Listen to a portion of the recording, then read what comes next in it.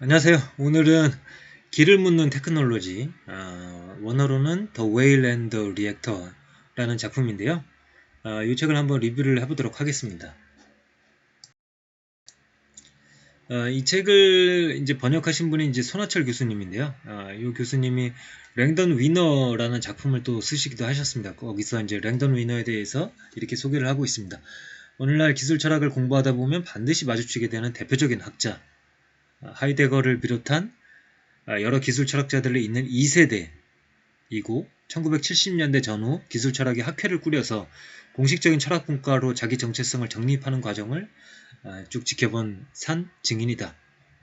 저서를 많이 내지는 않았지만 기술 철학에서 제기된 여러 핵심적인 물음들에 대해서 명쾌하게 답변을 내놓으신 분이기도 하다. 이렇게 설명을 하고 있습니다. 그러면 이 책의 내용을 한번 직접적으로 들어가서 살펴보도록 하겠습니다. 인공물은 정치적인가? 그러니까 이제 기술을 통해서 우리가 인간이 만들어낸 것들은 정치적인가? 라는 물음을 던지고 있습니다. 인공물은 정치적 성격을 가지고 있습니다. 그것에 대한 두 가지 경우를 제시하게 될 것입니다. 첫 번째는 기술이 한 공동체에서 일어나는 문제들을 해결하는 방식이 되는 경우고요. 두 번째는 본래적으로 정치적인 기술들입니다. 그러니까 쉽게 말씀을 드리자면은 본질적으로 정치적인 그런 기술들이 있고, 또 다른 한편으로는 기술을 우리가 어떻게 사용하는지에 따라서 그 정치적인 함의를 갖고 있는 그런 기술들이 있는 것입니다. 예를 들어서 보시죠. 오른쪽의 고가도로를 보시면은 고가도로가 굉장히 낮은 것을 볼 수가 있죠. 이렇게 고가도로가 낮으면은 버스나 트럭 같은 경우에 지나가기가 어렵겠죠. 이 고가도로는 의도적으로 낮게 설계가 된 겁니다. 이를 통해서 대중교통을 이용해야 했던 가난한 사람들과 흑인들은 도로에서 밀려나게 된 것이죠. 그래서 기술의 변화, 도입이라는 것이 단순히 가치 중립적인 것이 아니라 거기에는 인간적 동기들을 담고 있고, 그 중에 하나는 다른 사람들을 지배하려는 욕구가 포함될 수 있다라는 것입니다. 또 다른 예를 보시죠. 사이러스 맥코믹 2세라는 사람이 철강 주연 기술자들의 전국 노동조합과 마찰을 빚고 있었다. 그에게 그래서 이제 그 사람은 새 기계를 도입을 해서 이제 기술자들을 제거를 했죠. 그리고 기술이 없는 노동자들이 새 기계를 조작했으며 결과적으로는 낮은 질의 제품을 생산하게 되었습니다. 3년 후에는 기계 사용을 아예 중지했습니다. 하지만 그 즈음에 이르러서는 노조가 다 파괴되고 말았죠. 그러니까 이 사람은 낮은 질의 제품을 생산하는 것을 감수하고서라도 새로운 기계를 도입함으로써 노동조합을 파괴하려는 의도를 가지고 있었던 것이죠. 이 두 가지 사례를 통해서 우리는 어떤 인공물의 사용보다 그것의 기술적 배치가 더 중요하다는 것을 알게 되는 것입니다. 그래서 결국에는 우리가 기술들이라고 부르는 것은 세상의 질서를 만들어가는 방법입니다. 기술 장치들과 시스템들은 서로 다른 방식으로 인간의 행위에 질서를 부여할 가능성이 있습니다. 그 구조가 결정되는 과정에서 사람들이 서로 다른 처지에 놓이게 되고 불평등한 권력과 불평등한 인식 수준을 가지게 됩니다. 그 다음으로는 본질적으로 정치적인 기술들이 있습니다. 특정한 기술 시스템은 중앙 집권적이거나 분권적이거나 평등주의적이거나 반평등주의적이거나 억압적이거나 해방적인 조건들로 불가피하게 이어질 수가 있습니다. 그래서 우리가 검토, 평가해야 할 것은 유연성을 허락하지 않는 기술들이 있다는 것이고 그러한 기술의 선택은 특정한 형태의 정치적 삶을 선택하는 결과가 된다는 생각입니다. 그러니까 어떤 기술은 반드시 어떠한 정치적인 구조로 유도하는 그런 기술들, 그걸 내재적으로 유도할 수밖에 없는 그런 기술들이 있고 그 기술들을 선택함으로써 우리는 어떠한 정치적 삶도 선택하게 되는 것이다. 이제 예를 들어서 설명드리겠습니다. 우리가 핵 발전소를 받아들인다면 기술, 과학, 산업, 군사 엘리트들도 같이 받아들이는 셈이 된다. 그 엘리트들이 책임을 지지 않으면 핵 발전소를 운영할 수 없기 때문입니다. 어떤 기술들을 사용하기 위해서는 특정한 방식으로 구성된 사회적 환경이 요구되는 것입니다. 핵 같은 경우에는 분산할 수는 없겠죠. 중앙 집권적인 권력 체제가 뒷받침되어야 할 것입니다. 만약에 통제가 가능하지 않다라면은 사고가 날 수가 있고, 핵 같은 경우에는 사고가 났을 경우에 그 피해가 굉장히 막심할 수가 있기 때문에 중앙에서 권력이 꽉 틀어잡고 사고가 나지 않게 컨트롤해야 된다는 거죠. 그 다음에 이제 두 번째 버전은 조금 약한 버전인데요. 어떤 기술이 특정한 사회적 정치적 관계를 반드시 요구하는 것은 아니지만 그러한 관계와 양립할 가능성이 높다는 것이다. 예를 들어 태양열 에너지 지지자들은 태양열과 관련된 기술들이 기존의 석탄, 석유, 원자력에 기반한 에너지 체계와 비교할 때 민주적 평등적인 사회와 양립할 가능성이 더 높다고 주장을 합니다. 그러니까 태양광 기술 같은 경우에는 태양광이 세게 뭐라고 할까요? 이렇게 이제 들어오는 지역이 있고 아닌 지역이 있지 않습니까? 그러다 보니까 이제 분산형으로 이제 설치할 가능성이 높다라는 거죠. 물론 태양광도 중앙 집권적으로 한 곳에 몰아놓고 그다음에 그것을 잘 관리하고 그런 식으로 갈 수도 있겠지만은 그것에 비해서는 좀 더 분산형 시스템과 양립할 가능성이 높다라는 거죠. 그러니까 첫 번째 핵 발전소에 비해서는 좀 더 약화된 버전이죠. 그냥 가능성이 높다 이렇게 설명을 하는 거죠. 그래서 본질적으로 정치적인 기술들이 있다라는 겁니다. 그리고 오른쪽의 그림은 이 책의 스페인어판 버전의 표지입니다. 핵 발전소가 있고 그 다음에 이제 고래가 거기서 이제 점프를 했다가 들어가는 장면이죠.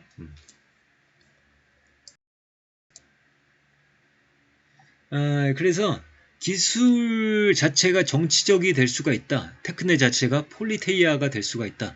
기술적 삶의 형식이 그 자체로 사회를 형성하는 데 강력한 역할을 하게 될 것이다. 특정한 일련의 기술들을 도입함으로써 암묵적으로 만들어지는 사회계약이 우리가 의식적으로 선택한 종류의 사회와 양립 가능하지 않다는 것이 명백해지면 그런 장치나 시스템은 사회로부터 배제되어야 할 것이다. 그러니까 기술 자체만 보는 것이 아니라 그 기술과 우리가 지향하는 사회가 양립 가능한지 물어야 되는 것이죠. 양립 가능하지 않다라면 그 기술은 배제되어야 한다는 것입니다. 우리가 어떤 종류의 체제를 만들기 원하는가? 내가 앞서 언급한 기술 발전의 양식, 집중화, 거대화, 위계적 권위 등등을 고려한다면 더 유연하고 민주적인 원칙에 기반한 태양광 발전 모델의 발달이 더 바람직할 것이다. 나의 제안은 이것을 위해 누군가 엄청난 경제적 희생을 하라는 것이 아니다. 그러니까 이런 거죠. 경제적인 면을 반드시 다 포기하라는 이야기가 아니고 그것만이 유일한 우리의 판단 근거가 될 수는 없다라는 겁니다.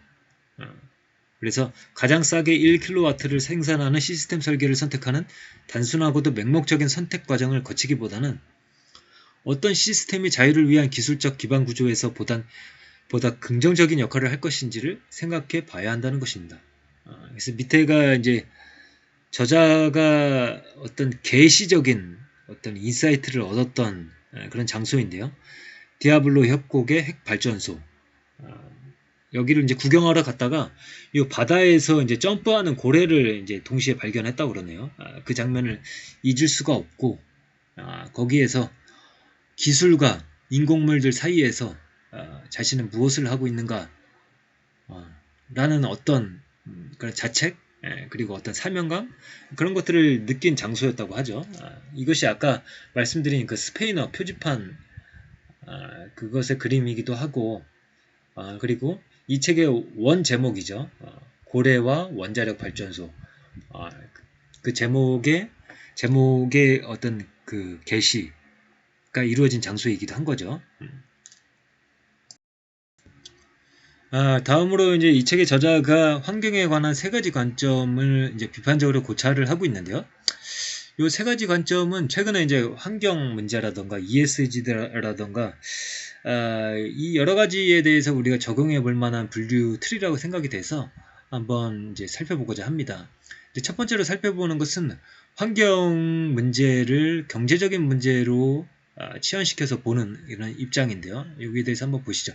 그러니까 로크의 이야기가 먼저 나오고 있는데요. 로크의 통치론에는 이런 이야기가 나옵니다. 인간이 자연의 일부와 마주쳐 그것을 개인적 소유물로 변화시키는 상황이 나온다. 로크의 이론에서 중요한 것은 사실상 사회를 세우기 전에 소유가 생겨난다는 것이다. 자연 상태가 생명과 재산을 보호하는 데 적절하지 않다는 것이 증명된 후에 시민사회와 정부를 만드는 계약을 체결하게 된다. 로크의 주장에 따르면 인간이 자연 상태로부터 벗어난 것은 유용한 천연자원의 거대한 보고인 자연의 더 안전한 접근을 보장하기 위해서였다.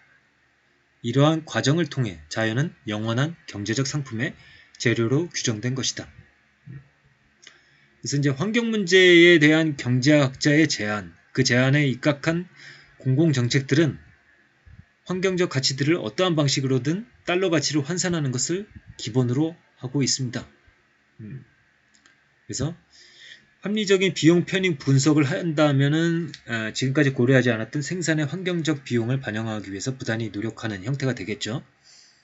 그리고 현재 존재하는 시장이 실패한 경우에는 다양한 정책적 도구들을 통해서 시장에 개입하게 됩니다. 요약해서 말하자면 환경에 대한 토론에서 경제학자들이 수행하는 전형적인 역할은 우리에게 달러와 센트의 진짜 세계로 돌아오라고 권고하는 것이다. 물론 야생 하천과 멸종위기의 생물종들 같은 것들이 본질적인 가치를 지닌다고 선언하는 것은 좋은 일이라는 걸 그들도 인정을 합니다. 그러나 이러한 가치들이 경제적인 보상으로 뒷받침할 준비 없이는 아무런 의미도 갖지 못한다는 것이 그들의 입장입니다. 그래서 이러한 경제학자들은 다수의 중요한 환경적 요소들이 위기에 처해 있고 그들 모두를 보호하거나 보존하지 못하는 상황에서 우리가 선택을 내려야 할 때 경제학적 분석으로 우리의 판단을 돕습니다. 그 다음으로 이제 두 가지 관점을 소개하게 될 텐데요. 이 두 가지 관점은 공통적으로는 생태학을 도덕적 지침의 원천으로 받아들이는 그런 공통점을 갖지만 둘 간의 관점엔 또 상당한 차이가 있습니다. 그래서 이 두 가지 관점을 살펴보게 될 텐데요. 첫 번째 관점은 이렇습니다. 인간이 자연을 망가뜨린 만큼 자연이 인간에게 복수한다라는 관점입니다. 그 내용을 한번 보시죠. 자연이 궁극적으로 인간이 하는 행위들을 판단한다. 현대사회가 엄벌을 내리려 하는 재판관 앞에 서 있다. 조지 퍼킨스 마시는 이렇게 설명을 합니다. 인간에 의해 저지러진 파괴 행위는 자연이 그 생태적 창조물과 비생태적 창조물 사이에 수립한 관계를 왜곡하고 그 균형을 무너뜨렸다. 자연은 손상된 지역들의 파괴적인 에너지를 풀어놓음으로써 침입자에게 복수한다. 이러한 주장의 핵심은 분명하다. 우리가 멸종의 직면에 있다면 돈에 대해서 걱정하는 것이 무슨 의미가 있는가? 앞에 첫 번째로 설명한 게 경제학적 관점이지 않았습니까? 그게 무슨 의미가 있는가 묻는 것입니다. 대재앙이 눈앞에 닥친 마당에 환경적 가치를 경제로 환원하거나 정교한 상호교환의 경중을 따지는 것은 미련한 일일 수 있다는 거죠. 그러나 이러한 관점에 대해서도 저자는 또 이제 비판적인 시각도 가지고 있습니다. 만약에 비상사태라고 말했던 것이 사실은 그렇지 않다는 새로운 데이터가 나오면 어떻게 할 것이라는 것이죠. 그러니까 비상사태에다 자연이 복수한다 막 이렇게 이야기를 했는데 다음 해, 다다음 해에 그냥 아무런 일도 없이 평온하게 돌아가는 겁니다. 그렇게 됐을 때는 우리가 환경오염에 대해서 환경 보호를 해야 된다. 이런 논리가 약해질 수가 있는 거죠. 그래서 굉장히 뭐랄까요.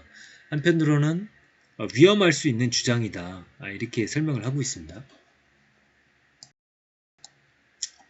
그 다음에 이제 세 번째 관점은 이제 인간이 자연과 관계를 맺는 방식에 있어 완전히 새로운 미학적, 윤리적, 형이상학적 대안이 필요하다고 주장하는 입장입니다. 그러니까 진정한 생태적 지혜를 요구하는 방식이죠. 그래서 도교나 선사상 등으로 대표할 수 있는 자연 철학이나 종교적 사상에 바탕하여 자연적인 것들에 대한 새로운 존중과 자연을 따르는 방법들을 긍정적인 도덕적 지침으로 다시 떠받들었다. 그러니까 앞서 두 번째 입장이 자연이 인간에게 복수한다라는 어떻게 보면은 사람들에게 두려움을 일으키는 방식이라면 세 번째 방식은 그냥 자연과 조화롭게 살아가자 이런 방식인 거죠. 그래서 자연 안에 있는 인간이나 인간을 위한 자연과 같이 인간 중심적인 믿음들은 무지한 생각이라 하여 이들은 거부합니다. 인간은 수백만의 종들 가운데 하나에 불과한 것이다. 베이컨의 전제였던 인간이 자연의 정복자와 주인이라는 생각이나 로크가 말한 야생 상태에 대한 합법적인 소유권의 개념은 인간이 세상에서 가지는 지위에 대한 왜곡된 과대평가이기 때문에 거부되어야 한다. 그래서 알도 레오폴드는 이렇게 설명을 했습니다. 생명 공동체의 통합성과 안정성 그리고 아름다움의 보존에 이바지한다면 그것은 옳다. 그렇지 않다면 그르다. 그러니까 경제성보다 좀 더 보편적인 개념이죠. 이런 걸 추구하다 보면은 경제적인 것도 만족시키는 분야가 있을 수가 있지만 꼭 경제적인 걸 만족시키지 않더라도 생명 공동체의 통합성과 안정성 그리고 아름다움의 보존에 이바지한다면 그것은 옳은 것이다. 뭐 이런 거죠. 그래서 밑에 보시면 우리는 광물로 가득 찬 산의 시장 가치가 그 산이 미개지의 일부로서 가지는 본질적 가치와는 도저히 비교할 수도 없다는 사실을 보지 못한다. 그래서 우리가 뭐 갯벌에 가지고도 말이 많지 않습니까? 그것을 이제 갯벌을 없애고 그것에 우리가 쓸 수 있는 뭐 여러 가지 장소를 만들었을 때 그 자체로서 시장 가치만 놓고서 우리가 비교할 수 있는 게 아니라 그 갯벌이 우리 전체 생태계에 대해서 담당했던 그 전체 역할을 볼 수가 있어야 하는 것이겠죠. 그래서 어쨌든 이 관점은 우리가 우리 동양 사람들에게는 익숙한 그런 사상이지 않습니까? 그거를 떠올리면 쉽게 이해가 가실 것 같아요. 그래서 이제 앞에는 이제 세 가지 환경에 관한 관점을 이야기를 했고요. 그 다음에 또 이제 우리가 환경 문제나 여러 가지 생태적인 문제들을 접근하는 데 있어서 리스크라는 용어를 사용하게 되는데 이거를 이제 쓰지 말라고 이야기를 하고 있습니다. 이제 요약하자면 이렇습니다. 리스크라는 용어에는 반대로 리스크 대비 우리가 어떤 효과를 볼 수 있다라면 그 리스크를 받아들일 수 있다라는 관점이 있다라는 것이죠.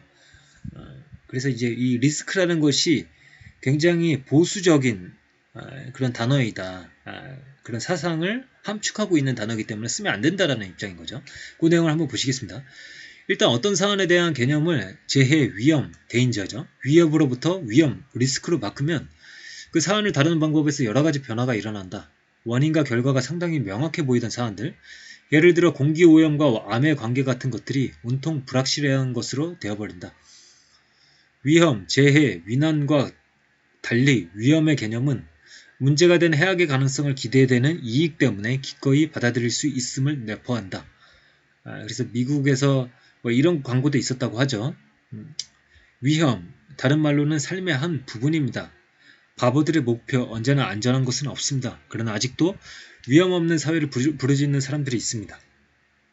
미국이 필요로 하는 것은 사업에서의 위험을 감수하려는 기업, 특히 에너지 분야의 기업입니다. 에너지 분야에는 위험이 큽니다. 우리는 도박사들입니다. 위협을 감수하는 것, 그것이 미국을 계속 돌아가게 하고 성장하게 하는 가장 좋은 방법입니다. 위험을 심도 깊은 정치적 논의의 주제로 삼으려고 노력하는 사람들에게는 또 하나의 어려움이 더해진다. 위험을 감수하는 것이 전사의 미덕으로 받아들이려는 문화가 것이다. 그래서 이제 저자가 이야기하는 건 이렇습니다. 자동차와 산업용 굴뚝에 의해 야기되는 공기오염은 위험이 아니다. 그냥 옛날에 부르던 대로 오염이라고 하면 된다. 귀중하게 여기던 자연환경이 산업활동에 의해 위태롭게 되었을 때 그것을 위험이라 부를 필요는 없다. 라는 것이죠. 그 다음에 사실 이 길을 묻는 테크놀로지, 이 책의 제목이죠. 이 제목 하에 제가 원래는 앞에 나오는 내용인데요. 책의 앞부분에 나오는 내용인데요. 저는 이제 리뷰를 하면서 마지막에 이제 설명드리는 것이 좋을 것 같아서 이렇게 이야기를 드리고자 합니다. 이제 기술에 대해서는 우리가 가치 중립적인 걸로 보아서 기술에 대해서 길을 묻지 않는 방식으로 이해하는 방식이 있을 수가 있는데 지금까지 살펴본 바에 따르면 그렇게 하면 안 되겠죠. 우리가 기술에는 정치적인 어떤 구조나 어떤 사회적 구조를 만들 수 있는 힘이 있기 때문에 그 기술에 대해서 우리가 방향을 묻고 길을 물어야 된다는 거죠. 그리고 그렇게 해야 된다는 것을 이 책은 이야기를 하고 있는 것이고요. 그래서 우리가 어떻게 보면 어떤 사회를 만들어 가야 된다는 입장에서 이 책을 이해할 수도 있겠지만 한편으로는 또 투자자의 입장, 경영자의 입장에서도 내가 만들고 있는 기술과 상품이 어떠한 사회를 만드는 데 기여할 것인가, 혹은 어떤 사회적 움직임감을 만족시키면서 고객들을 좀 더 확보할 수 있을 것인가, 이런 여러 가지를 이해하는 데 있어서 이 책의 메시지들이 도움이 되는 것이죠.